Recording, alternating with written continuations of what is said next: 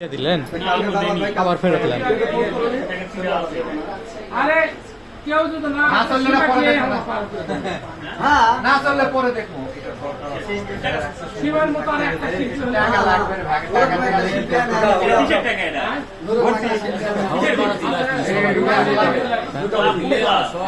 আরে ভাই রে কোন ক্লাবে বাউল আগ্রাবাড়ি এখন আগ্রাবাড়িতে ভর্তি ফি জমা দিচ্ছে পুরাতন শিল্পী সেটা বলতে হবে তো যে আমরা কোন ক্লাবে ওদের ভর্তি করি বাউল মিঠু ভাই।